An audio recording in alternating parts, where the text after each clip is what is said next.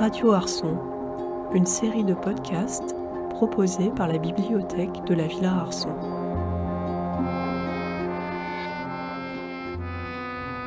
A-t-on vraiment besoin de présenter Daniel Pénac ?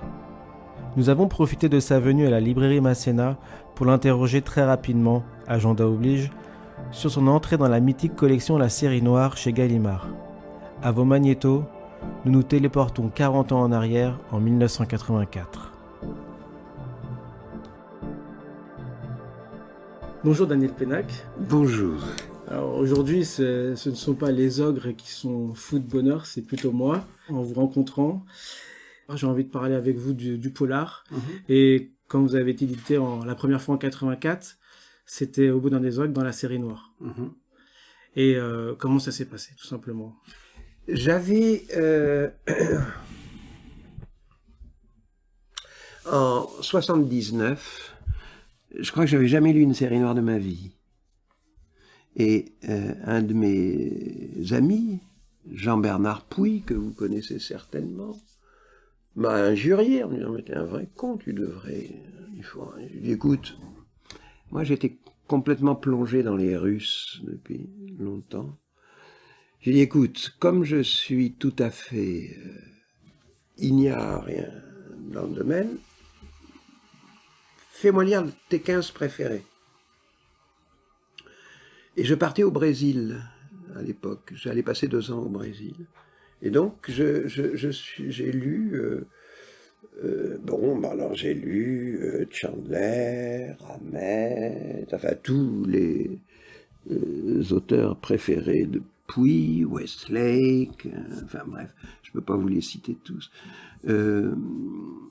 Et j'ai découvert que le roman pouvait être sociologique et anthropologique, et pas seulement moral et psychologique, et qu'il y avait là-dedans des gens qui m'intéressaient beaucoup, et surtout dont l'écriture m'intéressait beaucoup, et en particulier Chandler, qui pratiquait une écriture métaphorante, alors qui était très en rupture avec celle du 19e. C'est-à-dire que partout où les écrivains classiques auxquels j'étais habitué, tant les Français, les Anglais que les Russes ou les Américains, pratiquaient d'immenses descriptions et d'immenses analyses psychologiques, Chandler pratiquait lui une écriture métaphorante où la métaphore avait valeur de longues descriptions. Vous économisez de longues descriptions ou de longues analyses psychologiques. Et c'est ce qui m'a tout de suite plu dans le roman noir. Son côté sociologique et le côté métaphorant de certaines écritures, comme celle de Jérôme Charine, ou celle de Chandler, pour prendre des époques éloignées l'une de l'autre. Quand je suis rentré du Brésil, où j'avais, entre autres, lu de la philosophie, des choses comme ça, Pouy m'a dit « T'es pas cap d'écrire un roman noir », comme des gosses dans une récré, hein, « T'es pas cap d'écrire un roman noir ». Et justement, je me disais, je venais de lire Le bouc émissaire de René Girard, et je me disais, imaginons un personnage qui soit un bouc émissaire professionnel, salarié pour se faire engueuler à la place des autres, et la fonction créant l'organe qui devienne d'une certaine façon bouc émissaire malgré lui. Et je le prends comme personnage de roman. Et ça a été formidable. Parce que j'ai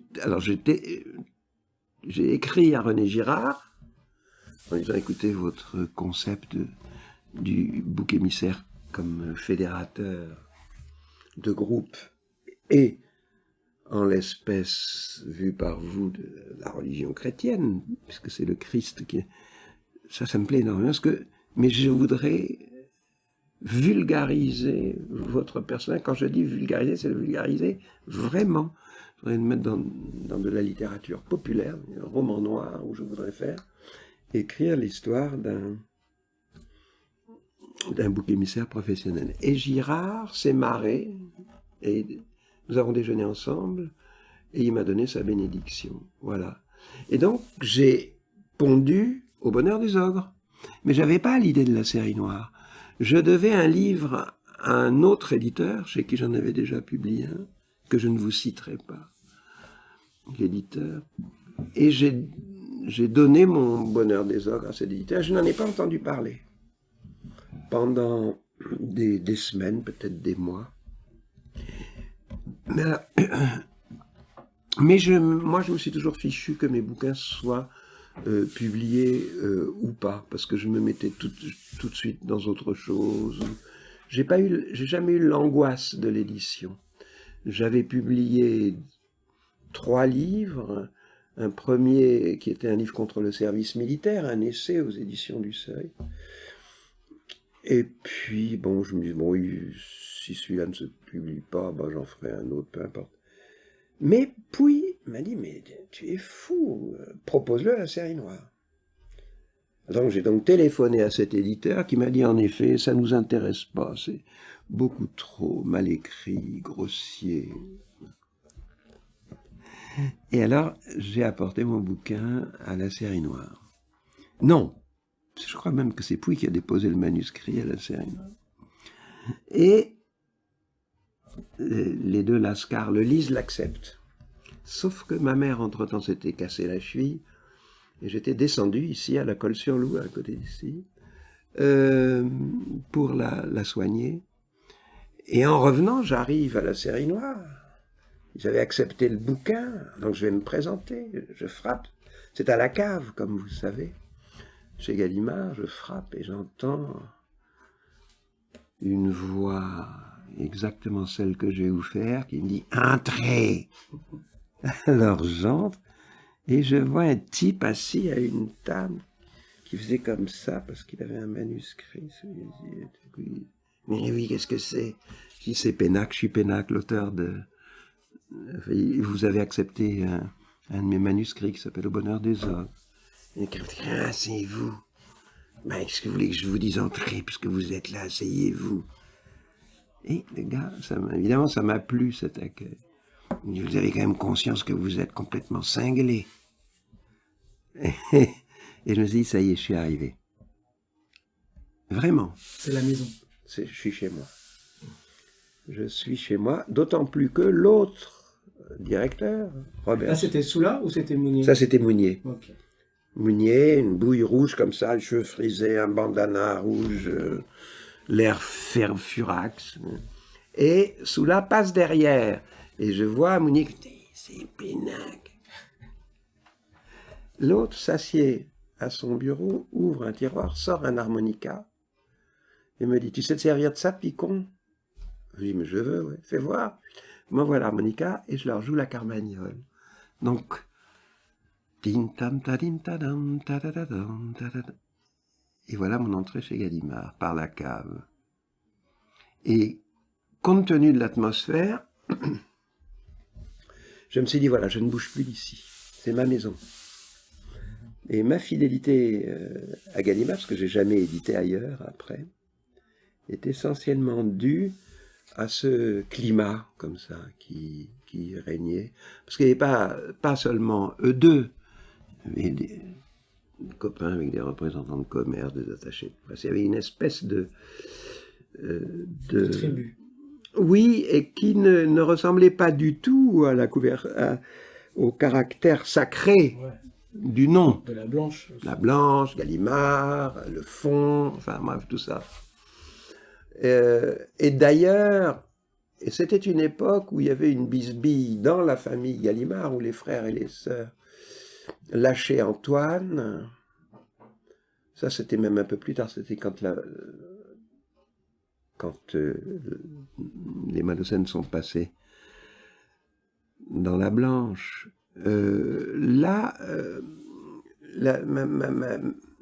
Donc Antoine était... sa situation n'était pas assurée. Et dire que la fidélité à la maison était d'autant plus forte que j'avais donc rencontré ces deux, qui sont devenus mes amis, hein, jusqu'à leur mort. On est allés, ma femme et moi, les soigner. Et je me suis lié d'amitié aussi avec Antoine, avec les représentants. Bon, et voilà. Voilà la rentrée. Et c'était en 84. 7 ans avant, il y avait Marcel Duhamel qui était mort en 77. Ouais. Vous avez été donc dans ce bastion rebelle de Gallimard jusqu'à quand Jusqu'à la petite marchande de prose, parce que Soula m'avait dit 13 000, je me rappelle plus le chiffre, mais il m'avait dit 13 827. Je dis quoi, 13 827? Il dit non, c'est le nombre de bouquins que tu as le droit de vendre. En dessous, on s'en fout, mais si tu dépasses, t'es viré.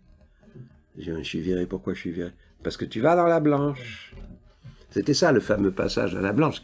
Parce que quand je suis allé à la Blanche, je me suis fait traiter de social traître et tout ça, bien sûr. Ouais. Les bourgeois, gna gna. Encore l'autre jour à la grande librairie, j'ai entendu ça.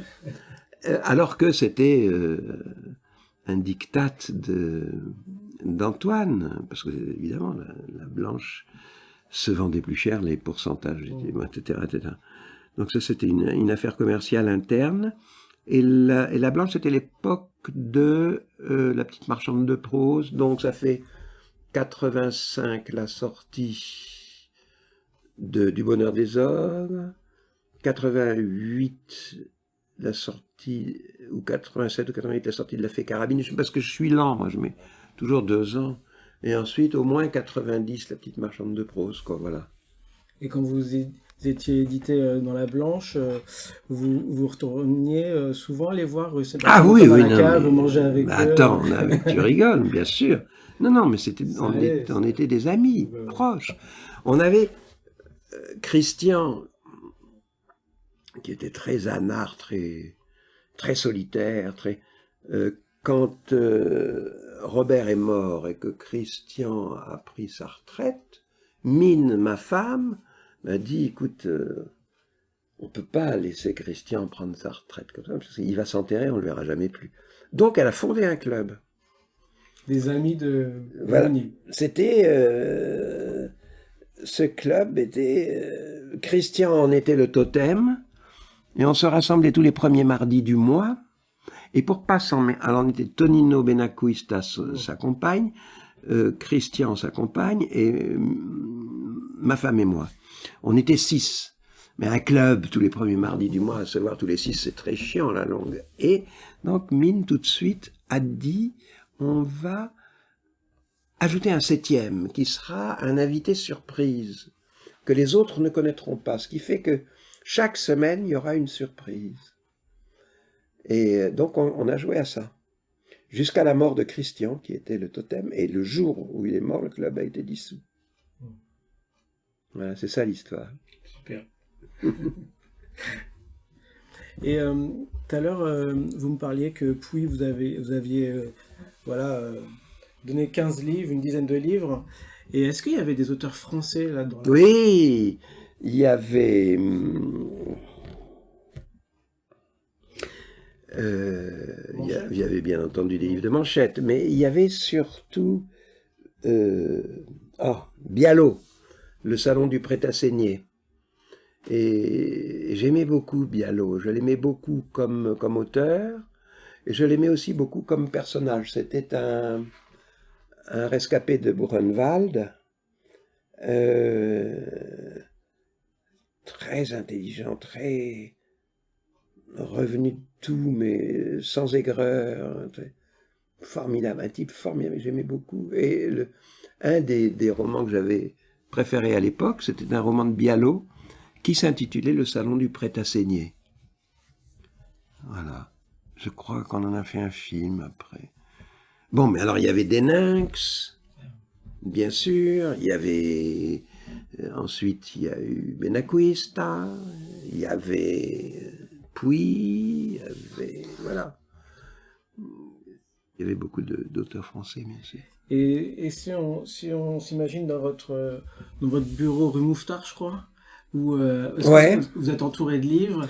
Non, rue Mouffetard, ça a été bien après. D'accord. Mais je voulais dire, est-ce que si on se met dans un espace avec des livres chez vous, est-ce que dans votre bibliothèque personnelle, vous pourriez nous tirer deux, Oui. trois livres des étagères là et nous dire voilà. Oui, maintenant, ce sont ceux qui vous feront face les trois quarts du temps, c'est-à-dire le livre de l'intranquillité de Pessoa, par exemple, la correspondance de Chandler, par exemple, que je consulte encore. Je ne sais pas si elle se vend encore, si elle existe encore, mais la correspondance de Chandler,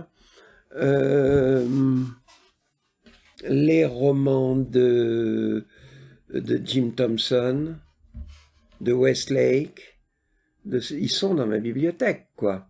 Mais bon, ou quelquefois d'ailleurs ils n'y sont pas, parce que ma bibliothèque n'est pas une très bonne bibliothèque, vu que les très bons bouquins sont sortis, ils ne sont jamais rendus. Donc la bibliothèque... Et vous n'êtes pas fétichiste des livres? Non, du tout. Du tout. Mon père l'était, mais pas moi. Moi, je les donne. Moi, un livre, un roman, c'est fait pour circuler. Il y a des choses que je ne donne pas. Ma correspondance de Tchekhov, par exemple, je l'offre, mais je ne donne jamais la mienne. Pour la raison qu'elle est à côté de mon lit tous les soirs. Ou le Pessoa, le livre de l'intranquillité, je l'offre, mais je ne donne jamais mon exemplaire qui est tout vieux, tout foutu, tout esquinté. Bon. Un vieux Christian Bourgois, ou c'est quelle édition? Le Pessoa, il est chez qui? Tiens, je me rappelle plus. C'est la couverture bleue. C'est Bourgois, avec le Louis. Oui. Autrement, alors évidemment, j'ai aussi mes lumières, je sais pas, mon Montesquieu, des classiques de la philosophie du XVIIIe, mais parce qu'ils sont un peu partout, parce qu'ils sont consultables. T'en as aux chiottes, voilà. Quelqu'un de constipé peut très bien lire les Maximes de La Rochefoucauld. Merci beaucoup Daniel Pénac pour nous avoir un peu raconté les dessous de l'édition de votre premier roman et un peu de cette période de la série noire. Merci beaucoup et j'espère que merci à vous. La séance de dédicace va bien se passer à l'os. Merci à la librairie Masséna aussi.